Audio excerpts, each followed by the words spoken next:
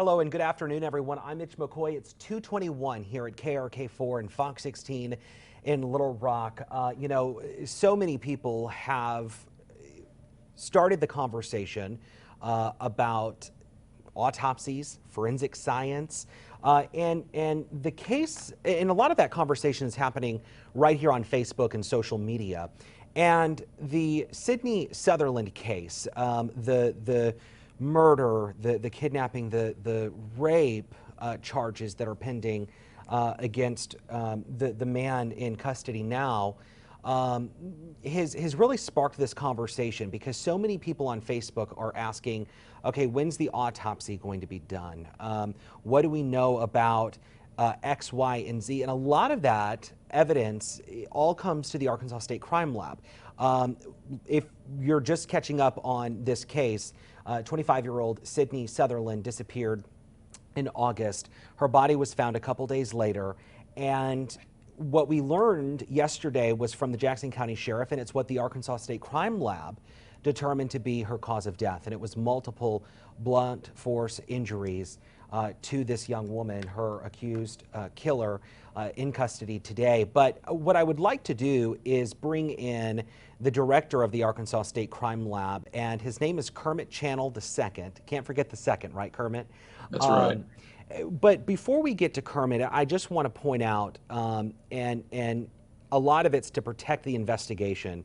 Kermit, I understand you're not able to speak specifics regarding this case because it's still ongoing, and local law enforcement agencies, the investigation is in their hands.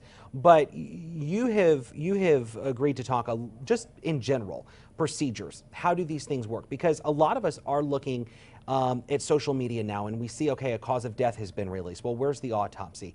A lot of that stuff's just not done yet. So I do appreciate you coming on and talking to us about procedures and talking to us about things that happen in general at the Arkansas State Crime Lab. Yeah, absolutely. So Kermit, can you talk to us a little bit about, I guess let's start at step one. What happens when you guys are notified that there's been a homicide and you are about to either get the body or get evidence? How does all that work?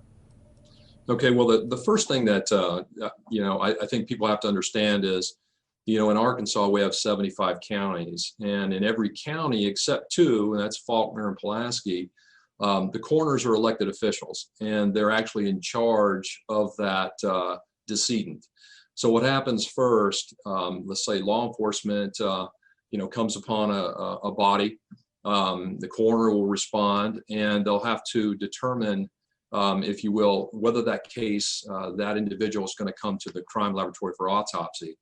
So we refer, or we wait on those calls and contacts from them in order to determine whether or not that we need to get that case. So in any given death case, when the determination is made, usually in cooperation with the local coroner and law enforcement, we'll get that phone call, or we'll get some information.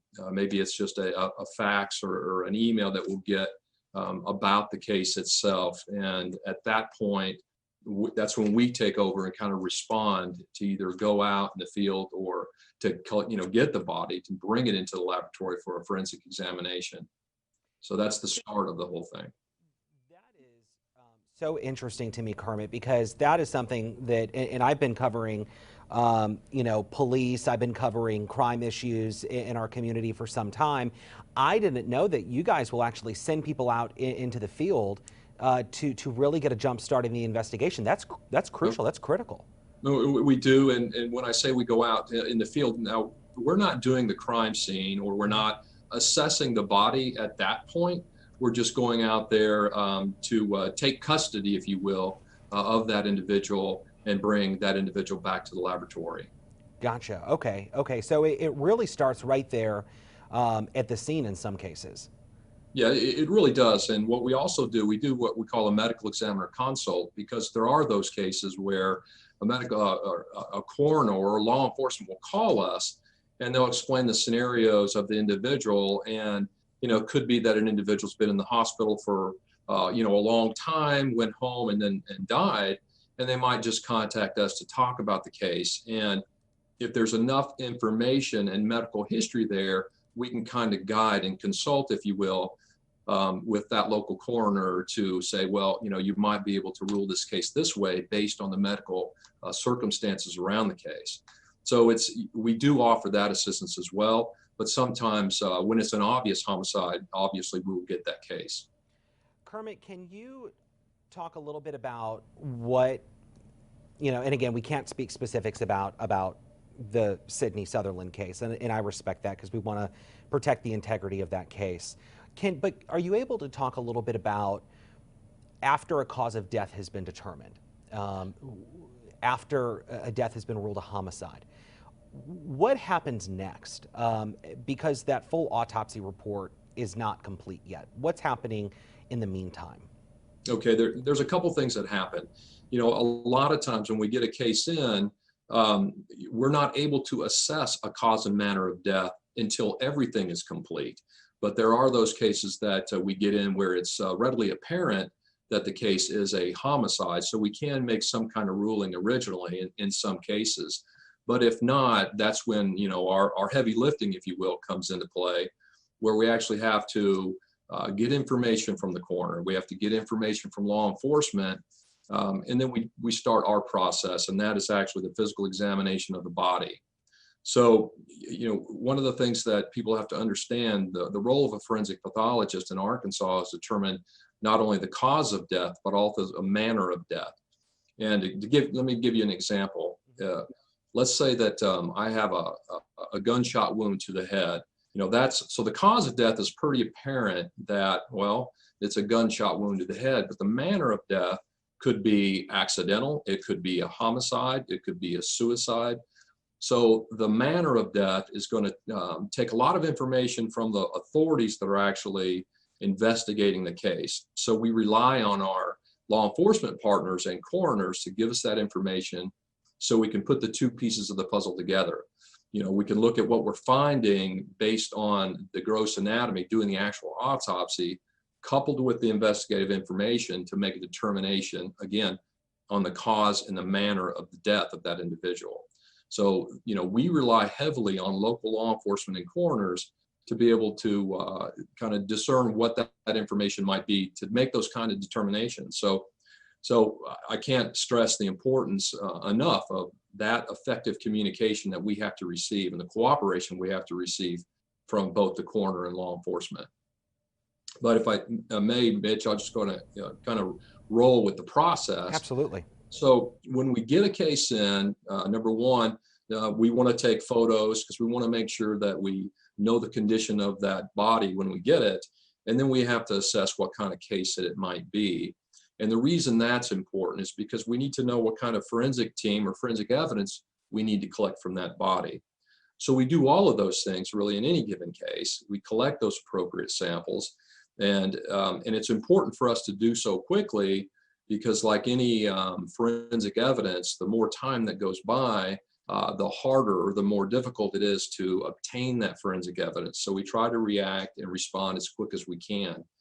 So once we do that, then of course we have what's called it's morning rounds, where the pathologists actually discuss the case before they actually get into the examination itself.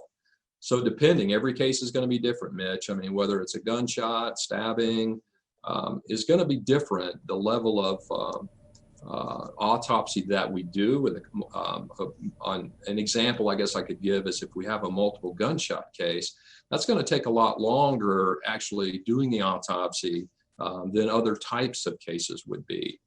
So typically in any given scenario, when we receive a body, we can do that autopsy and release that individual back to the appropriate funeral home so the family can at least start to make arrangements and things of that nature. So, but the part that takes a lot of time is actually the physical analysis of the evidence. You know, one thing to keep in mind when we do a forensic autopsy, you know, it's the attention to detail that becomes very critical and very important. So we take a lot of photographs, we do a lot of documentation. When that whole process is over, depending on the type of case and the type of evidence we find, it has to go to various sections of the laboratory. For instance, yeah, this is the part that you're talking about that we maybe see on CSI that happens in, one little segment that on TV it looks like it's about 10 minutes. Absolutely. And in most cases, an example is toxicology. So we'll take samples from the body and we'll send it to our toxicology lab here. And the turnaround time on that information is about 30 days. Wow. Keeping in mind, we're doing probably 1,500 autopsies a year. We're dealing with all 75 counties with death cases, motor vehicle cases that involve a death, or maybe it's a DUI case. So we have a very large workload. So it takes about 30 days to turn results around, which quite frankly is pretty quick for the amount of work that we do and our staff. So when we get those reports back, they will go back to the forensic pathologist because they'll want to consider the toxicology in the realm and the totality really of the case. So when we have that back to the forensic pathologist, every case that we do, and this is whether it's an autopsy, whether it's a drug case, whether it's a DNA case, has to go through what's called a technical review. And what that technical review is, another set of qualified eyes has to go through that case file to make sure that the opinions of that, let's say, pathologist is accurate, and to make sure that there's no questions about the findings of that case, which again, that takes some time to do because it's all about paying attention to detail, not about rushing something through to get it out quickly. I mean, we're concerned about the level of quality we do in every case. So that's another step that has to take place. When Because you're that talking about step takes justice place, at this yeah. point. You're talking about justice. You're talking Well, about, absolutely. being a I mean, voice for those who don't have a voice anymore. Oh, absolutely, Mitch. And that's the thing. It's like the families of these individuals that have died, they deserve us to be careful. They deserve us to have attention to detail, because that's what they need and that's what they deserve and that's what justice deserves. So we can't just, hurriedly get something out because people want to know, or the law enforcement or prosecutors or the defense wants to know. We have to pay attention to these things. I mean, that's what we do. And that's what the state deserves, and that's what the victims of these families deserve. So it is a slower process. I mean, it'd be great if we could throw something out, throw a report out in a week, but it's unrealistic and it's not fair to do something like that. So, we do pay attention. Hey, Kermit, if you don't mind, I have and some people are talking on Facebook, and again, I get it if you can't answer a specific question, and feel free to just say, hey, it's ongoing, we can't talk about it. If someone, again, we can't speak specifically about the Sydney Sutherland case, but if someone admits to a crime, how important is it that you guys still follow each piece of evidence so carefully to make sure that everything works out in the criminal justice system? Oh, well, it's, people admit to crimes all the time. And, we base everything that we do on science. We don't base anything that we do on what someone says out there. So we have to rely on the science to tell the story. And that's the importance of our job. I mean, we're not biased in what we do. We look at the results that we have and we report it accordingly. And just like we testify in court, it's all about the facts and the science. So regardless of a confession, it doesn't matter. We still have to take those painstaking, the time, and make sure that we're paying attention to those details. Because, Mitch, what if someone confesses to a crime that they didn't commit? Equally as important, we have to be diligent in what we do. And science will always be the determining factor. It's the one thing that can't lie, right?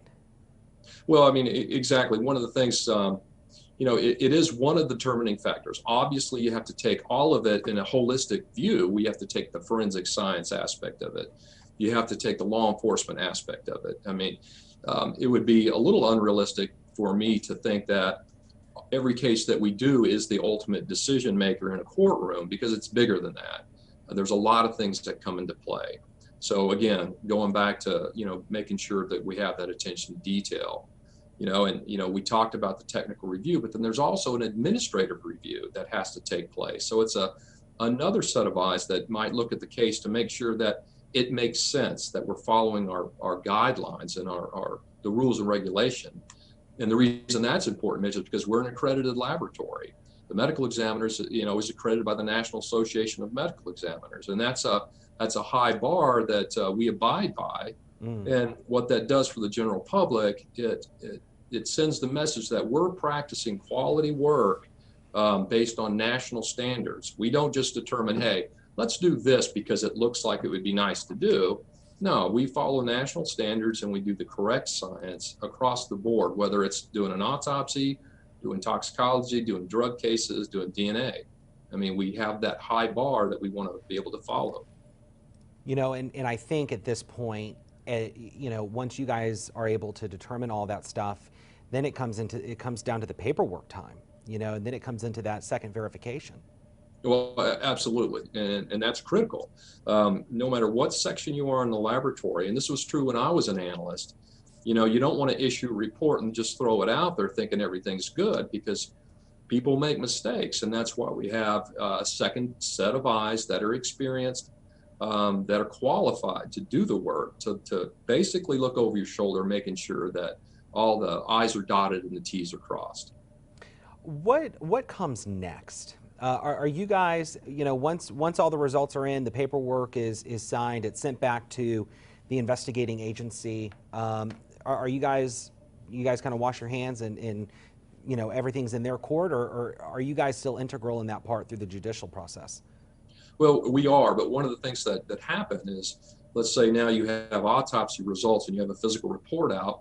Well, are there other items of evidence that went to, the latent fingerprint section? Are there items of evidence that went to the DNA section? Because, they have to do their due diligence, do their work, and issue their reports.